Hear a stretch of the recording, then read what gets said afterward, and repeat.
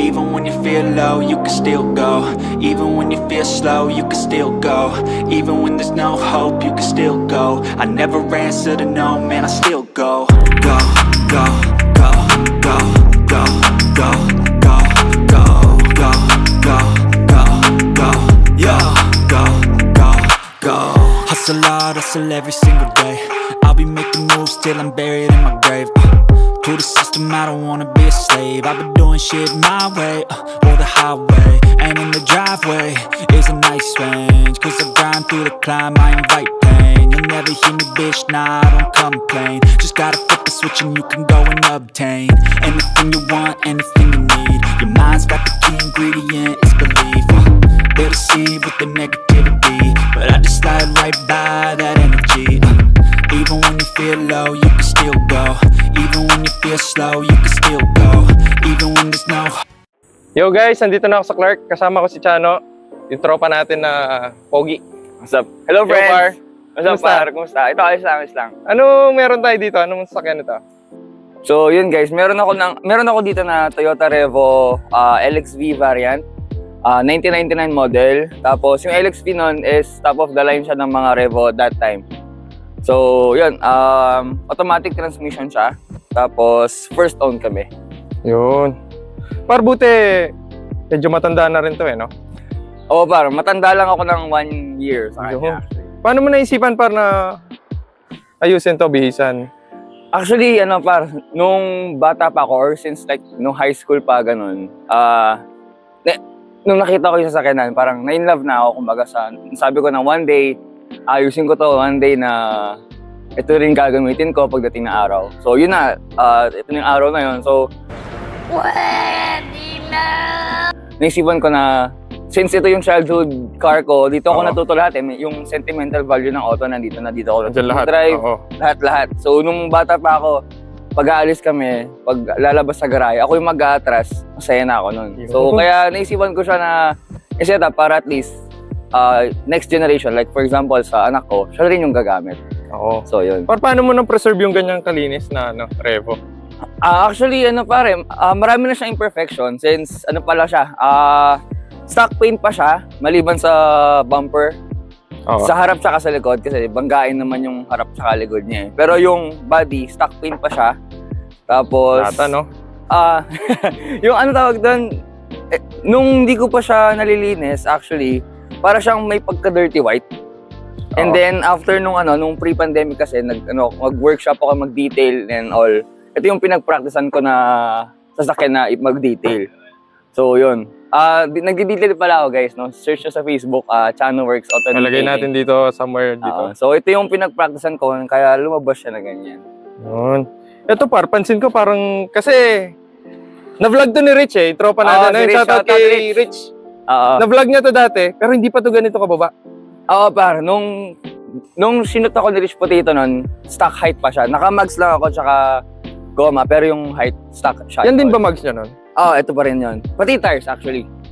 Guys, dati stock height pa siya. Ngayon, ang mga pag-lower kasi ng mga Revo, alam ko same sila sa mga commuter, high, saka mga adventure. Yung sa harap is pihit lang ng torsion. And then sa likod, mag-add ka ng mga lowering block kasi molyo sila, leaf spring. So yan, naka-adjust lang ng torsion and then lowering block sa likod.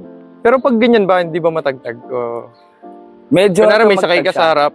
Medyo tumagtag siya par, compare nung stock height. Tiis pogi, no? Paro. Tiis lang, di pogi. Yun. Pero medyo matagtag siya par, compare sa stock height. Okay, pwede ba nating ikutan? Sige natin. Tignan natin.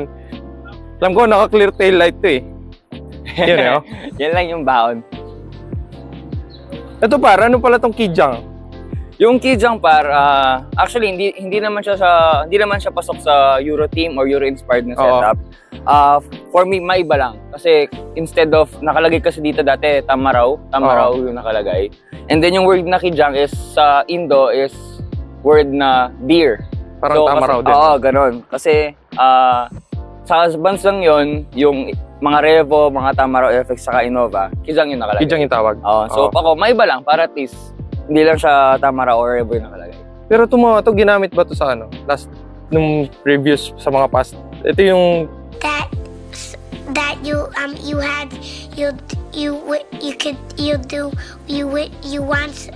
Sa Manila, yung mga... Ginagawang UV tsaka taxi nun. No? Ito yun, no? Oo. Usually din yung mga ginagawang taxi nun is yung mga diesel na Revo, par. Ang daming air Spencer.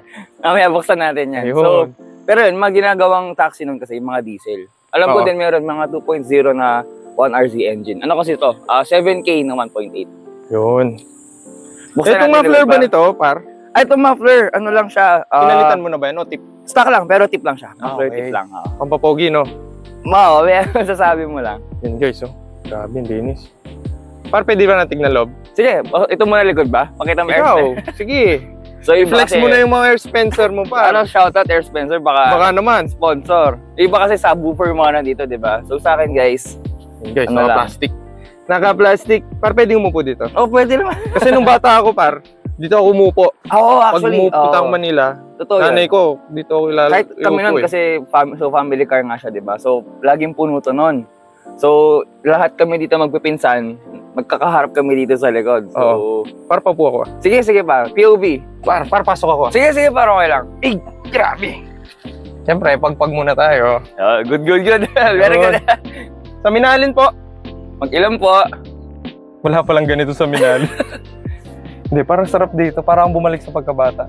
Ito, para ano pala to? Tawag doon, dehumidifier siya. Stock siya ng ganyang variant na LXP. So, hindi lahat may ganyan? Hindi lahat. Tapos, pag umutot ka, ganyan mag-on. Ayun lang. Ito, par. Ito, nilagay ka na lang yan. Hindi rin siya Euro-inspired na accessories, pero may iba lang din. Magandang tignan eh, no? Ay!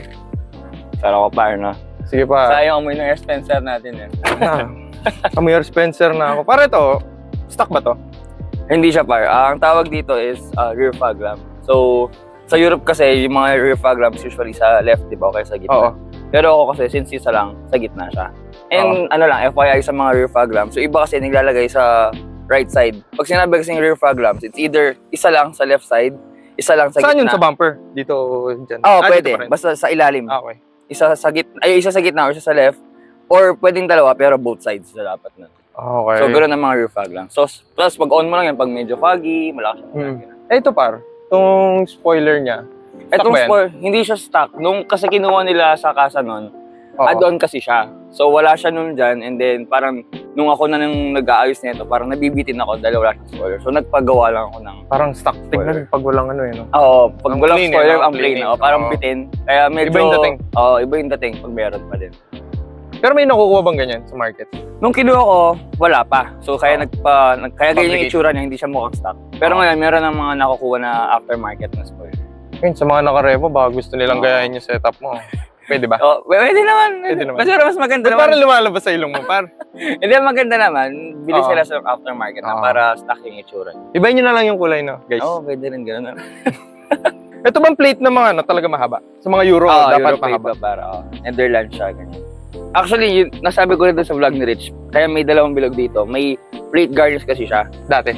So, sakto lang yung fit ng Philippine plate. So, hindi mag-fit ng mga Euro plate pati yung frame. Kaya tinanggal ko lang. So, mahilig ka talaga sa mahaba, no, par? Gago! Ito, par, bakit? Ito, gold talaga? Par, gold talaga yan. Gold yung mga emblems nito. May emblem pa siya dito dati na LXV na gold. Tinanggal ko lang din. Tapos, pati dito yung tama raw na gold din siya. Kaya gawin mo kaya ano to, par? Gold. Pwede. Pagkalaman ko na yung sakyan mo, Pwede ba gold? Sige, par, i-paint mo na gold. Gold. Para maangas.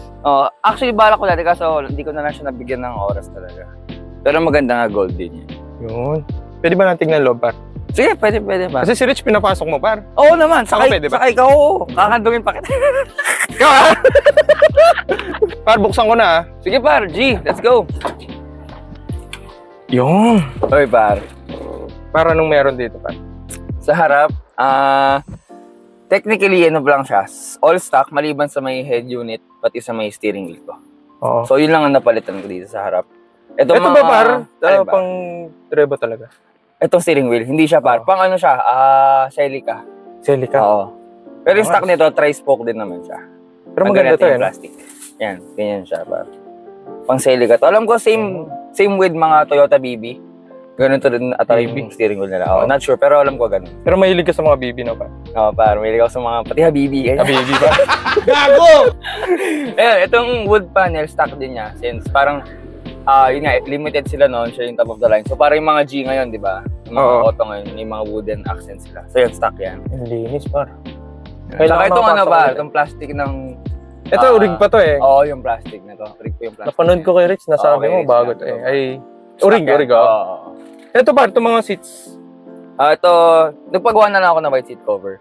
Pero, yung upuan nito sa loob niyan is leather talaga sila. Okay. Leather. So, parang parang ganito siya. Corduroy ba to? Oo. Yung seats niyan, ganito siya, leather. Yan, ganyan. Yan yung upuan niya. Linis. Ano ba meron dito, par? Ayun. Balita ako, marami ka daw Air Spencer eh. Oo. Doon sa likod daw, uy, sino to par? Ba't may Jollibee dito, par? Alaga ko yan. Jolly Kid ka ba? Jollibee. Oo, syempre. Bidang saya. Baka naman, Jollibee. Itong rearview mirror ko na Broadway wide lens na blue. Maganda. Blue lens, no? So, yun ganda to, effective to par sa, pag nagdadrive ka. Totoo yun. Malawak yung nakikita. Malawak yung nakikita mo sa likod. So, visible yung mga sasakyan sa gilid, likod. Oo. Help din siya. Help. Hindi maraming... Hindi siya lang na-upgrade na para at least na brand ka. May purpose talaga siya. May purpose. Ayun guys, alam ko sa Shopee, may mabibili kayong ganito online. So, hanap kayo, mura lang yan guys. Mura lang yan guys. Sobrang effective. Kasi dun sa mga stock na ano, and mga stock natin na rear-view mirror, medyo maliit. So, ito talagang wide. Ito par, working ba lahat to? Mga aircon. Mga aircon. Working pa lahat yan. Ito, nakakamiss yung mga ganito eh. FX type. Nung bata ako, dito ako tumatapat sa likod dun. Sarap yan dito. The best. Ikaw lang may aircon, no? Oo. No? Grabe, naka-plastic pa talaga. Parang naalis mo ba to? O pag may kasama ka lang? Wala ko lang kasama. Wala ka kasama pa. Wala ako lagi. Ikaw lang lagi? Oo. Kaya pala laging may plastic. Pero doon sa shoot ni, sa review ni Rich, wala pa itong plastic na naalala ko.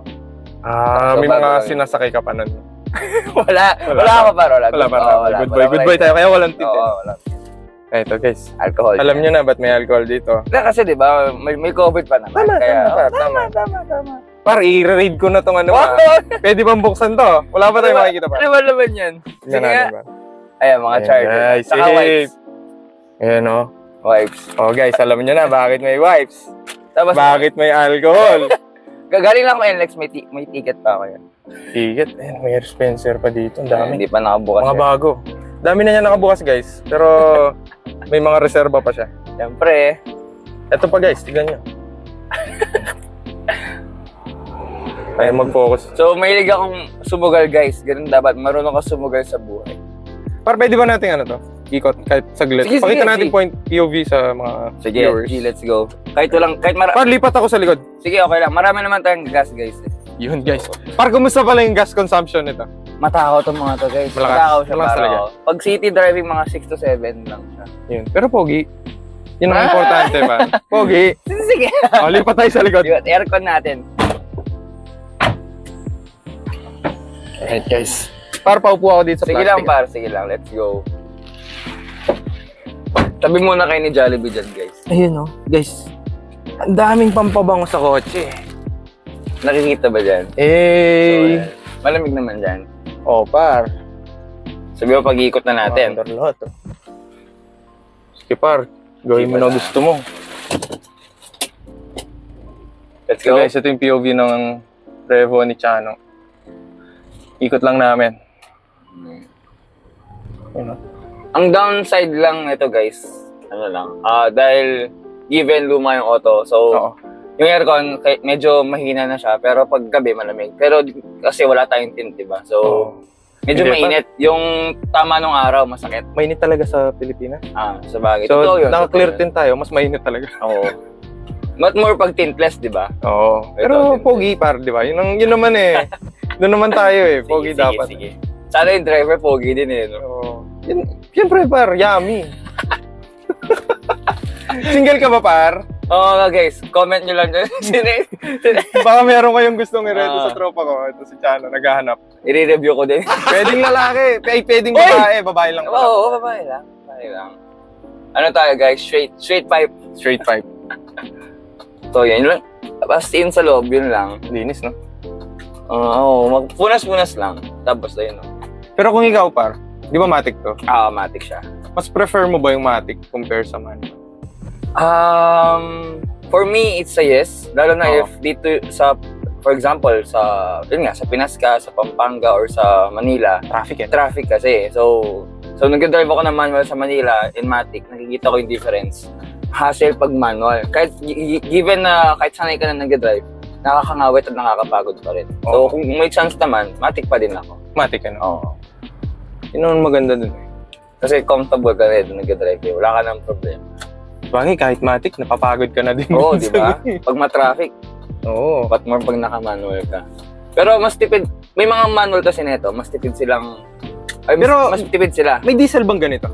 Meron pa. Halos yun din yung mga ginawang UV, pati mga taxi sa Baguio. Actually, meron pa ata sa Baguio. May mga buhay pa, no? Oo, may buhay pa. Diesel yung mga yun.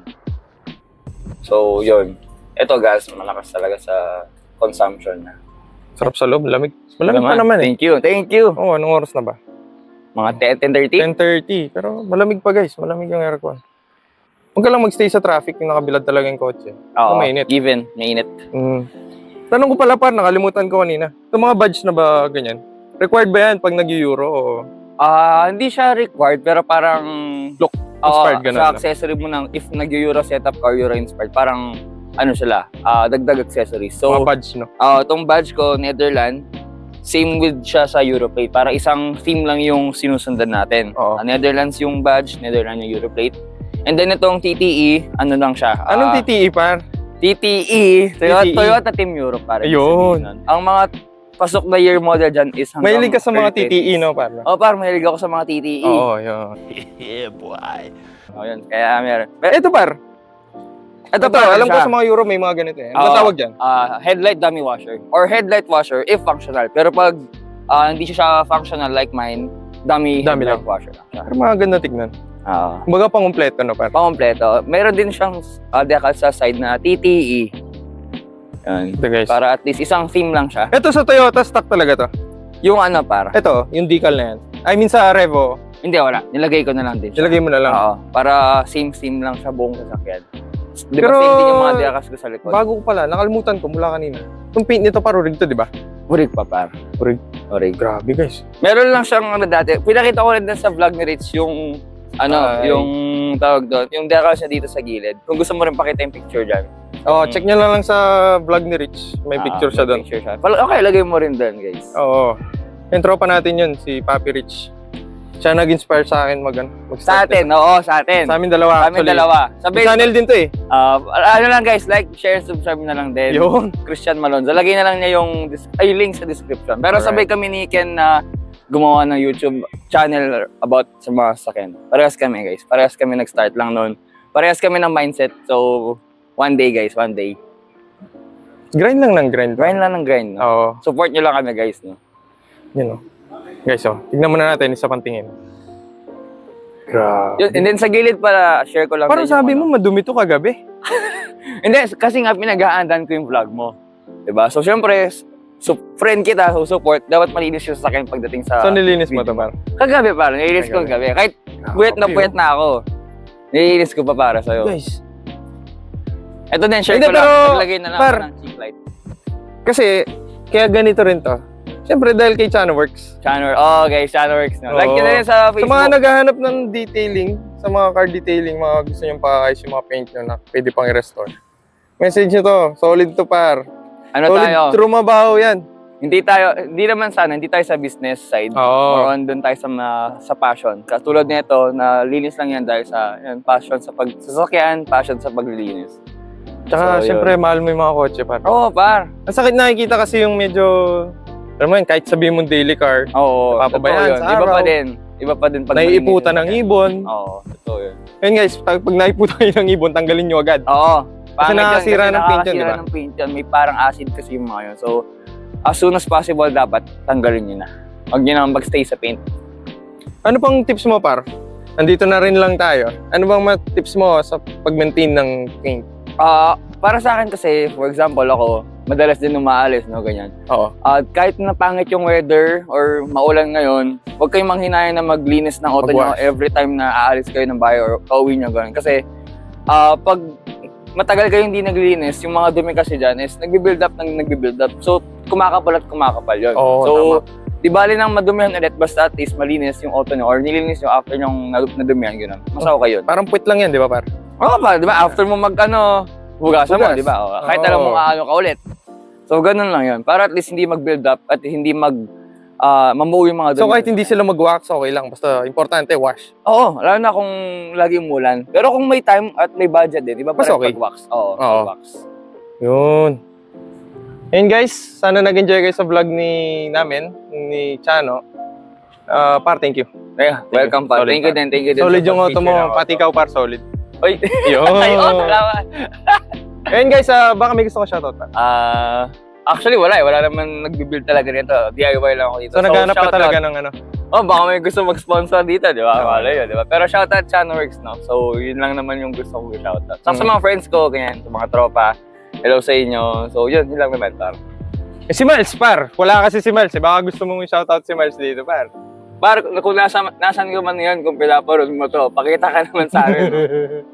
Par, baka may gusto ko pa sabihin. Abangan nyo lang guys sa channel ni Ken na Slikes, pati sa channel ko. Siya naman yung i-review ko guys. Guys, yung kotse niya. Yung kotse niya guys, sa lista natin, i-review natin yun. So, siya yung nag-review, so siya din ang ma-review dapat. So, abangan nyo yun guys. So, gaganti ka par. Oo, para gaganti ako. Pero abangan nyo, ayusin ko muna. Basta nakalista na guys, abangan nyo yun. Sa channel ko, review natin yung sa kanya. Yun. So, guys, huwag nyo kalimutan. Please, like, comment, and subscribe. Alright, let's go. Please, bye-bye. Drive safe mga paps.